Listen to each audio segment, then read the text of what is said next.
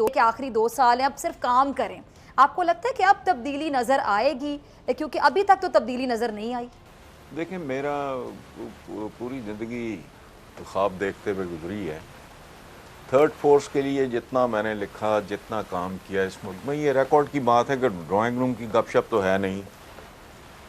मजीद निज़ामी साहब, अल्लाह ग़रीक़ रहमत करे, इतने सीनियर, इतने जय्यद जर्नलिस्ट थे।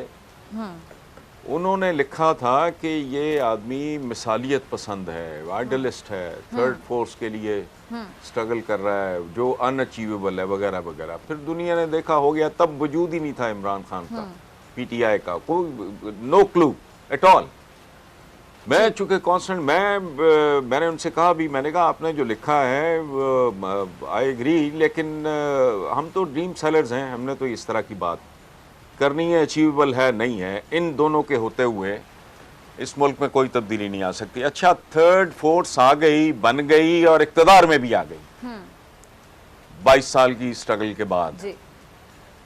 अब जो कुछ हुआ मेरे लिए it was a personal shock, because इसके लिए सबसे ज्यादा इस फ्रंट पे, मीडिया के फ्रंट पे लड़ाई मैंने लड़ी थी। अच्छा, खबरें अखबार के आप ढेरों के ढेर कॉलम्स उठा के देख लो। अब मैं इस नतीजे पर पहुंचा हूं डसा जाने के बाद कि इस निजाम के होते हुए जी। इस मुल्क में फरिश्तों की कैबिनेट भी आए तो डिलीवर नहीं कर सकती। ठीक, सवाल ही नहीं पैदा होगा। अच्छा, तो ना को तब्दीली आई है ना आएगी। अच्छा, तो हसन निसार साहब, निजाम कौन तब्दील करेगा? कोई तो होगा ना, तो निजाम भी तब्दील करेगा। ये तो ये निजाम तब्दीली का नारा लगा कर आए थे जी। पहले जी। नहीं, पहले जी प्लीज आप कंप्लीट कीजिए। एक मिनट ना, एक इनको पता ही नहीं था कि निजाम क्या होता है। निजाम की तब्दीली, निजाम की तब्दीली क्या होती है? वो कपड़े तब्दील करने हैं आपने। देखो, ये एक ऐसा मुल्क है जिसका निजाम इस तरह का है, निजाम इस तरह का है कि मगरमच्छ निकल जाते हैं, छोटी छोटी मछलियां फंस जाती हैं। सबूत पाकिस्तान की सारी जेलें, पाकिस्तान की सारी जेलें गरीब आवाम से भरी हुई हैं। अशराफिया का एक आदमी, एक,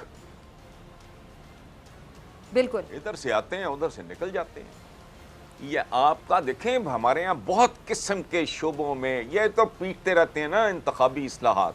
ओ भाई, बहुत बड़ी इस्लाहात, हर जगह इस्लाहात की जरूरत है। हमारे पास जजेस पूरे नहीं होते। हाँ। आज से ये मेरा ख्याल है साकिब निसार साहब की या उनसे पहले के जमाने में कोई सुप्रीम कोर्ट के जज थे, वो अदालत में रो पड़े थे।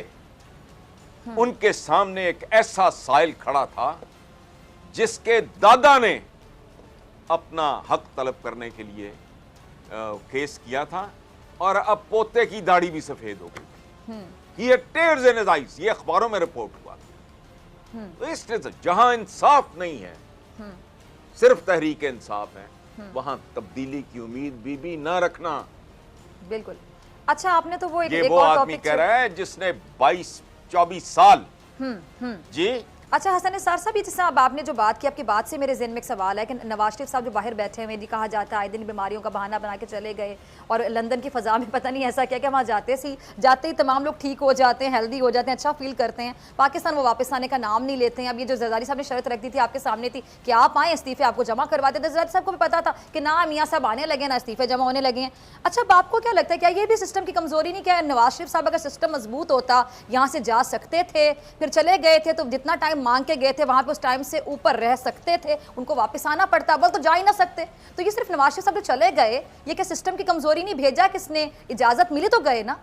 वो बीबी, मैंने क्या कहा आपको भी, ये पूरा निजाम एक ऐसे जाल की मानंद है जो मगरमच्छों को नहीं पकड़ सकता, उसमें सिर्फ मछलियां आती। सही।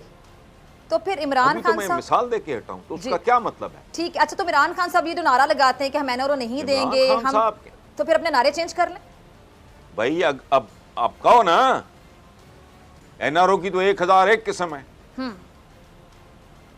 हमारे प्राइम मिनिस्टर के दिमाग में पता नहीं किस किस्म का एनआरओ है। एनआरओ तो हर बार एक नया जन्म लेता है भाई। अभी तो आप कह रहे हो बैठे हैं बाहर, बुलाओ, लेकिन कल कोई अरेंजमेंट ऐसा हो जाए, अरेंजमेंट, और उसको पैगाम जाए कि आपने परसों वजारत उज़्मा का हलफ उठाना है। देखो सारी बीमारियां पीछे छोड़ के कैसे पहुंचते हैं। तो इस तरह का कोई पहली बार तो नहीं आप तमाशा देख रहे हैं ना। कैरेक्टर्स तक तो वही हैं। ठीक है, it's the same prime minister तो was thrown out, was kicked out, या जिसने मिन्नत तल्ला करके जी जान छुड़ाई थी, फिर आ गया, फिर तीसरी बार वजीर आजम। आज क्वालिफिकेशन ये हो गई है कि 3 बार का साबिक वजीर आजम। तो क्या बात करनी, ये एक सर्कस है, ये मुतजाद चीजों का, कॉन्ट्रडिक्शंस का एक गंदा ढेर है। मुझे एक बात बताओ, कोई गवर्नमेंट फंक्शनरी इस महंगाई के जमाने में, जहां रिश्वत भी महंगी हो गई है, मेरे जुमले पे गौर करना आप, जहां रिश्वत भी महंगी हो गई है, कोई गवर्नमेंट फंक्शनरी अगर उसको अपने ससुराल की या अपने मां बाप की तरफ से सपोर्ट ना हो, वो जिंदा कैसे है? मुझे बताओ आप। अंधे हैं, दिमाग काम नहीं करते। आपको प्राइवेट बिजनेस की भी इजाजत नहीं है अगर आप सरकारी अफसर हैं। कैसे जिंदा हैं जी, मुझे बताएं। हाई प्रोफाइल स्कूल्स में बच्चे पढ़ रहे हैं, बैरून मुल्क दौरे भी हो रहे हैं, वेकेशन पे भी जाया जा रहा है, लाइफस्टाइल भी ठीक ठाक है। तनख्वाह पूछो कितनी है, किसी चीफ सेक्रेटरी की सैलरी पता करो, पर्क्स प्रिविलेजेस को अलग रख दो, सही कि घर मिला हुआ है, नौकर मिले में फलाना, बस यही है। फीसें भी मिलती हैं, इलाज मुआवजा, यार को खुदा का खौफ करो। ये तजादात का, नंगे तजादात का ढेर है। सही सही। इसमें बुनियादी जौहरी तब्दीलियों की जरूरत है।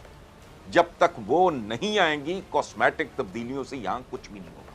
ठीक है, मेरा तो आज ये ओपिनियन। ठीक है, अच्छा। मेरी तो जिंदगी के वो 24-25 साल जाया हुए। जी जी।